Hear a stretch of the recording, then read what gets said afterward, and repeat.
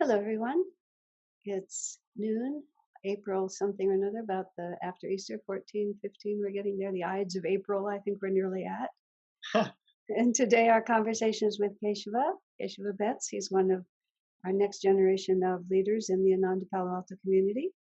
We've had two conversations with him, one about millennial virtual reality, the effects, unique experiences, video games, and things like that. Last week we talked about his career as an actor.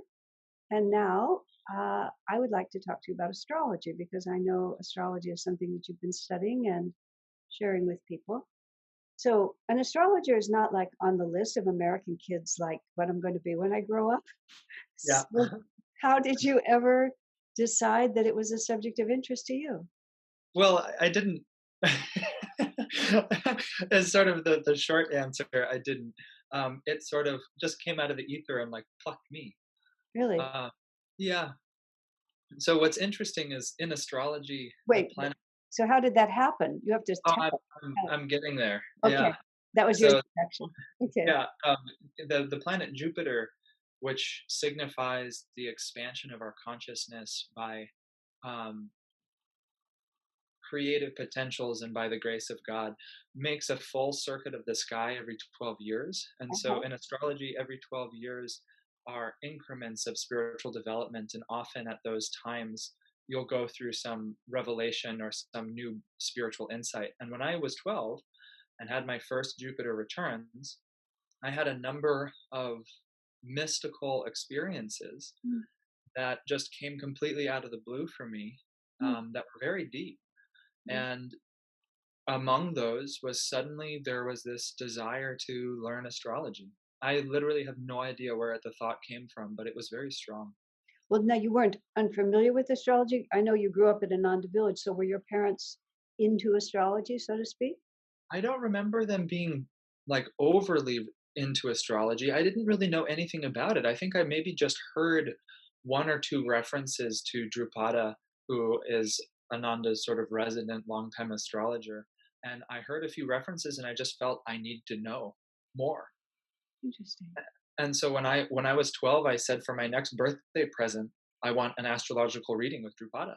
Huh. And and so I waited, and on my 13th birthday, my mom drove me out and I met Drupada and he gave me my first astrological reading. And I remember meeting him for the first time, sitting down with him, and he started talking about me and I started getting a headache. And only about quarters of the way into the reading did I realize I had a headache because I felt so vulnerable, Huh. because he was describing me with better accuracy and more intimacy than even I knew myself. Wow. But he would say something and I would go, "Oh my god, he's right. That is me." Huh. But I couldn't have said it even if I had tried. Hmm. And it so struck me, and the way that he picked up astrology, it was so inspiring and so encouraging, and he held up the highest potential for me even then when I was 13 years old, that Mhm. it really caught on to me. And I got a recording of that and I listened to it probably every week for a long time. Can you, okay, for a 13-year-old, what could you be told? I mean, I was a relatively conscious 13-year-old, but I mean, can you remember any of the specifics that really, like, how did he phrase it for someone who's 13? Yeah, I actually just re-listened to this recording about 6 or 8 months ago because I found it and I asked the same question. What did he say to me? Uh-huh. But just for example, he took all of my qualities that were inherent in my nature and he showed me how I could use them to be um, generous instead of self-concerning. Mhm. And so, just like as an example, I have a very strong placed Mars in my chart. And Mhm. especially when I was a young boy, that Mars was placed in the house of speech. And Mars is a very fiery and impulsive planet. And when I was young, that would manifest as fire coming out of my mouth and burning people. Uh-huh. And it was so impulsive, I would feel an impulse to say something cutting, and before I could even check myself, it was out of my mouth and it sort of devastated the person before I even realized what had happened. Hmm. And it got me in a lot of trouble at home and it got me in trouble at school. And it wasn't a quality that I really liked in myself because, like, by the time I realized what was going on, there was already devastation to clean up. Mhm. And my mom really did not like that quality very much for, for obvious reasons. And I remember in the reading, because my mother was there with me, she said, Keshava often has a very fiery temper and a very caustic tongue. She was trying to be nice about it, but she's basically trying to get him to tell me how to rein it in. But what was so beautiful is he basically looked at me and he said, Keshava, this will be one of your greatest strengths. Ah, And he said, you just need to learn how to hold him a little with a little more poise. Because he said, right now, the analogy he gave is he said, your Mars is like Arjuna and your Jupiter is like Krishna. And your Arjuna is very strong. He has lots of power, but he's not being balanced by wisdom. yeah. And so all he told me was, he said, what could you be if you just balanced that power with a little more wisdom? And he said that power that you have in your words, you could use your words and change somebody's life and make them feel better or make them realize that they could accomplish more instead of less. And he said it with so much magnetism and belief that I knew he was right.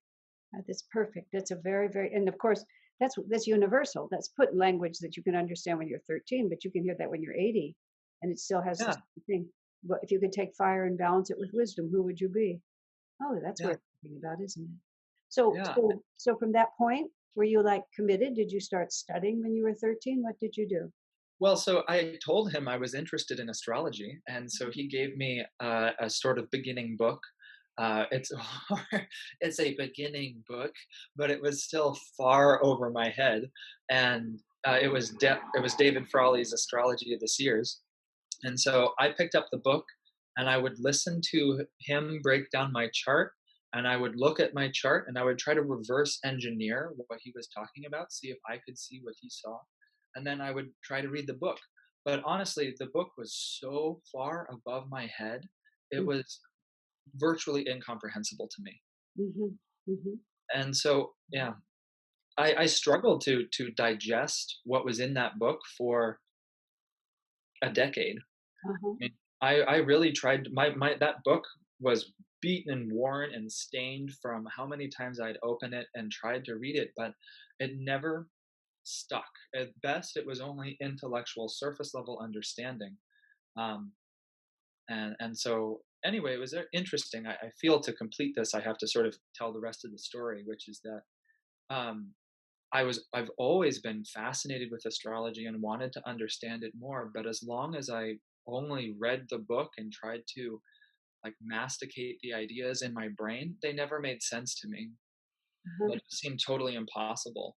But what was beautiful was I even when I was 16, before I moved to Los Angeles, I actually did a little work exchange with Drupada, and I would go and I'd pull Scotch broom for him, and then he would sit down and he'd give me a little tutorial. And that also just went totally over my head, but I loved it.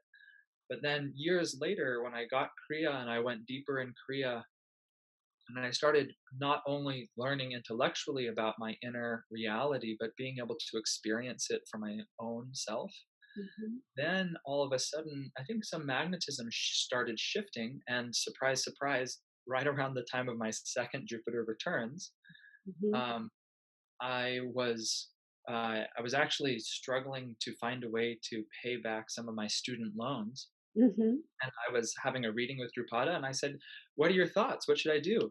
And he said, "Well, I think you're a pretty good astrologer. You could do astrology."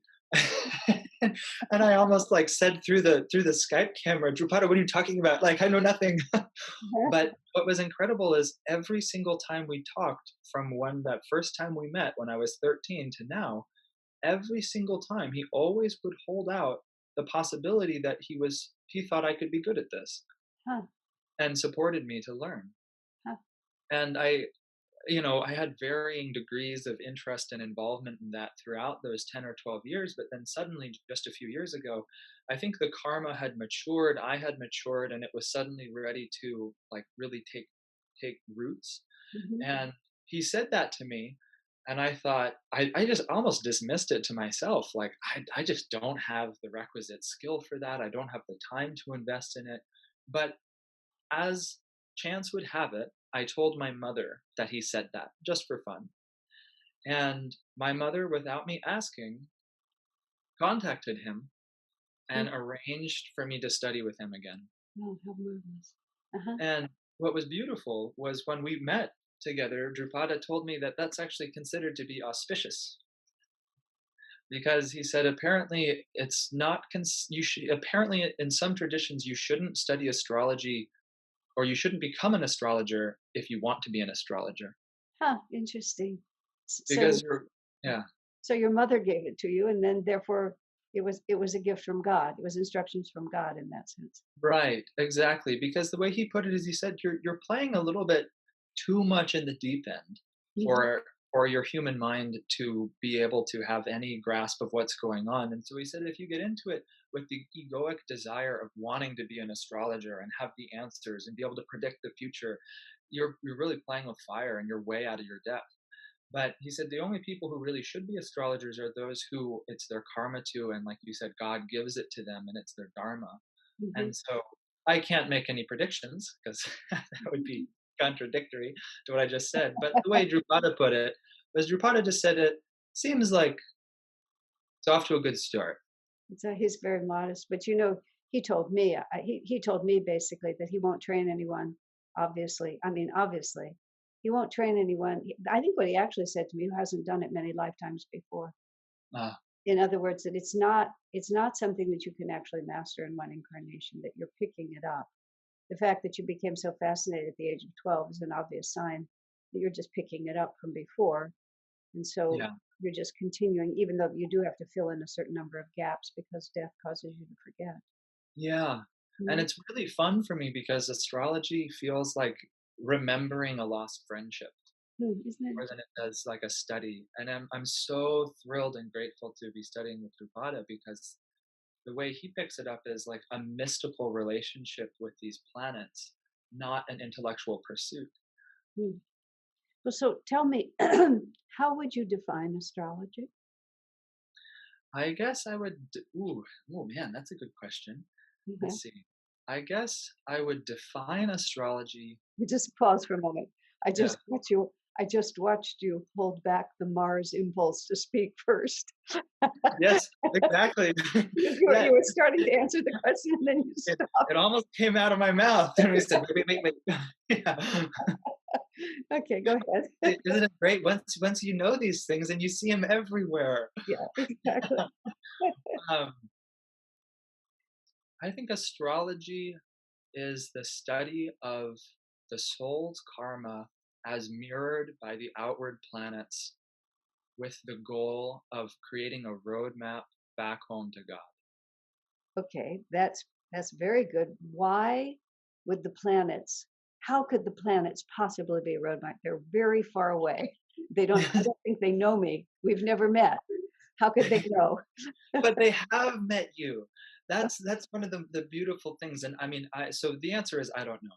How is it that the planet's magnetism is in harmony with the frequency of the magnetism of our inner chakras? Because that's what the science of yoga tells us, that Venus is just an outward representation of the chakra of our heart, and that the sun, the center of our solar system, is the spiritual eye. And so, really, the planets are just a reflection of the inner universe, Hmm. and that everything is that we're not a reflection of the stars, but the stars are a reflection of us. That really is a flip, isn't it? So Yeah. try one more time to tell me how that could possibly be true. Give me some context for that. Um, Context for how the universe could be a reflection of us. Of our chakras, yeah. Like, Um, what are our chakras? I mean, I could define chakras, but I want to hear it defined from your point of view. What are our chakras that the planets could reflect our chakras? I think our chakras. Well, I mean, I'm totally out of my depth here. I have to admit. Uh-huh. So I'll just try to speak from the way I relate to them. I think the chakras are rays of divine potential within us that are like manifesting different aspects of divine consciousness. Hmm. And the goal is to allow them to express perfectly that divine consciousness and all of its different rays to create like the symphony of God's creation through us. But sometimes along the way we get some blockages and some things stuck in there that don't let them shine so brightly. Well, I heard Swamiji once say, I mean, more than once, everything in the material universe is a reflection of the spiritual universe. Oh, no, that's not the right word. Symbolic. That's the word. Uh-huh. Everything in the material universe is a symbol of the inner universe. And our little human brain thinks that the outer universe is huge. And we tend to think that the inner universe is as big as my head. Right. And so it doesn't, it counterintuitive to use those phrases. But if that's true, then the planets are there to help us understand the internal. Is that? I mean, Yeah, absolutely. so you're talking in symbols. You're not talking.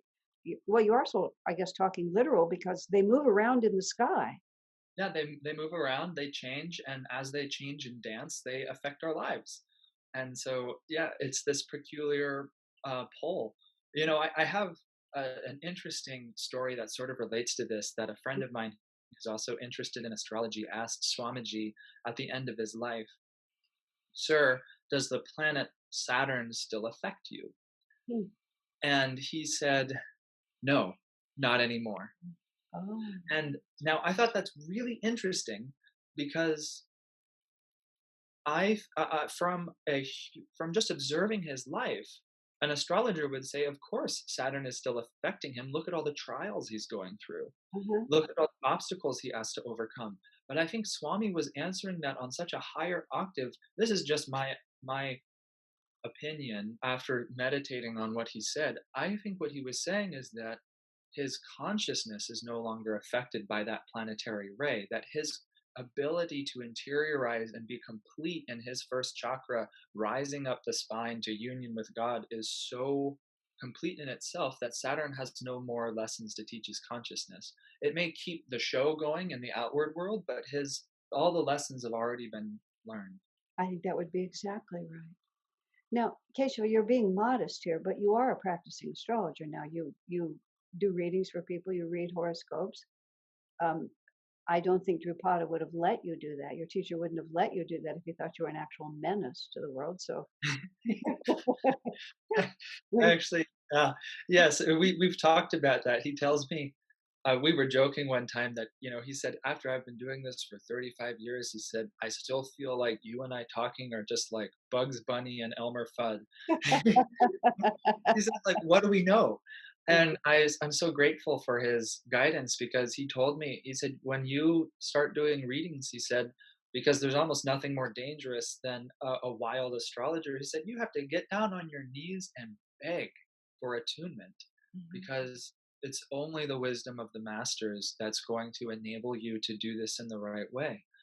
Um, and so, yes, I am practicing now and I'm doing some readings, but really it's an opportunity for me to get on my knees and beg for attunement because I mean it's happened to me in the middle of a reading that I'm looking at somebody's chart and all I see are 12 boxes and 9 dots that symbolize planets and I'll, I don't know. Yeah. Suddenly one moment you have it and some next moment it's gone. Well, And yeah. yeah, please. I because I talk a lot and I give a lot of talks and I often seem to go off the cuff. I tell everyone that every single talk I give is a living demonstration of the power of desperate prayer. Totally. But God's resources are limitless, and Yeah. ours feel limited, but His are limitless. So I actually respect and appreciate exactly what you're saying. Swami used to say that someone would ask him a question, and he really didn't know the answer, and as soon as he said, "I really don't know," he would know Yeah. because he didn't know. But then God would just tell him, and then he would pass it on. I don't. One doesn't want to exaggerate that. I mean, in the sense of God has told me, Yeah. Yeah. which is exactly the opposite. But it's more the wisdom is there, Yeah. and Yeah. And I've I've had a really fun experience too. I think Master is making sure I don't go too far in the wrong direction, I've found myself talking and I've had an intellectual understanding of the chart and I've started trying to explain it, and literally my mind goes blank, Huh, interesting. suddenly just empty, and I'm left going, I have no idea where I am or what I'm doing or what we were saying. And at first it was disconcerting, and now I realize I think it's just master wiping my brain and saying wrong direction. Connection. Well, Yeah. it's interesting because again, I'll draw an analogy from what I do, which is give lectures, and yeah, that happens to me too. You're heading off in the wrong direction, and then just all of a sudden you're in a cul-de-sac, and there's no more words, and there's Yeah. this really sort of like empty feeling, and you have to say, "Whoa, where are we supposed to be?" And then that prayer actually brings it. Yeah. So from the age of 24 till now, which I don't know how old you are now, but whatever that is, 5, 6, 7 years. How old are I you? forget too. I think I turn 26 soon. So you've been doing it a few years, but Yeah, but one lifetime is just one lifetime. So sure. so the intuition is awakening, is what you're saying. Yeah, the intuition is awakening, and the ability to develop a living friendship with the planetary energies Uh, is really what has been awakening as well. Because then it's not that you're giving the reading, it's that your nine friends are here whispering to you how to tell this person how to be a fuller version of themselves. my goodness, isn't that? I was going to ask you to give me a description of what a reading was like from your side. So your 9 friends are you're Well, giving me. that's like the goal. I'm not saying that like I've got them with me over my shoulder all the time, but I have had moments of, I think, sincerely connecting with God as that planetary ray, Oh, and they have made themselves known to me. And when those moments of connection, it's so real because you can feel their consciousness and their blessings. And then when you're in a reading, or just in life, when I see another person, like I have a friend of mine, a very, very dear friend, who's got an exalted Mars. So Mars in his best position, almost down to the degree. It's very, very powerful. And this person is dynamic and creative and engineering and self-creating, like a whole long list of Martian qualities. But one of them that also pops up from time to time is a little anger and frustration, mhm. because basically the world can't keep up with him and nobody can keep up with him. He's just smarter and faster and can adapt faster than anybody. And so like when he in his mind has already come to a conclusion, and it takes the world some time to catch up with him, it's frustrating. Uh-huh. And I was with him and I watched him experience anger and frustration. And I found myself, my heart just went out to him because I could feel in him the spark, not of a human error, but I could feel the divine Mars in him struggling to be free. And it was so, and I felt so much sympathy because I could feel that that same light, just with a little bit of different direction, could be so spiritually dynamic. And so like I could feel my friend Mars caged in that moment, and my heart just went out. Isn't that interesting? So um, what is your objective when somebody comes to you and say, "Here's my birth time. Let's sit down for 2 hours." Like, how do you approach that? What are you thinking? What are you hoping to accomplish in that time? I guess I'm hoping to accomplish tuning in to what Master would like to share with that person about their life, about their energy, and hopefully some applicable techniques and attitudes that can help them um, become a little bit more of themselves and learn to manifest their own energy on a higher potential. Because, like I was just saying in that analogy, I want I want other people to be able to feel their own energy as I am sometimes able to perceive it. Like if only they could manifest that energy a little bit higher, that could be so mystical or so beautiful or so powerful on behalf of God. And I feel deeply inspired to just try and, as Drupada put it so beautifully, he said, you can almost sing to them the melody of their super consciousness. Huh? Isn't that lovely? Yeah, I thought that was so poetic. So the more you read people's horoscopes, you become more compassionate toward people or more impatient. More compassionate. I Yeah. Why? Um, just because my heart goes out to them, even when they're and in fact, my heart goes out to them more when they're manifesting their planetary potential on a lower level, because Mm. it's like I can feel what they could be, and what they could be is so beautiful. It just makes me want to go out and like pick them up Uh-huh. and like tell them that they are great and that God will sing the most beautiful melody through them. So every horoscope is unique? Every single horoscope is unique. Actually, here's a fun little demonstration to prove that. My astrological program can search time forwards or backwards to try and find a specific orientation of planets that you can Uh-huh. define. And so, because Master said every individual is unique, he said that even every atom is endowed with individuality. I thought, let's find out. Uh-huh. And so I took my own horoscope, and now, mind you, a horoscope's vibration can change fairly significantly, even in the matter of a few minutes. Uh-huh. So, like in my own horoscope, if I had taken my first breath 5 minutes earlier, Uh-huh. I would have had a significantly different life. Really interesting.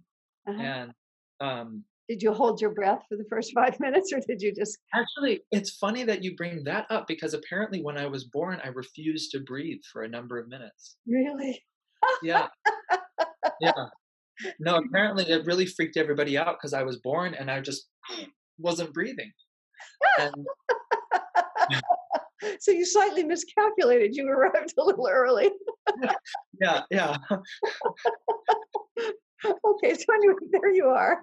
The midwife was a little too good.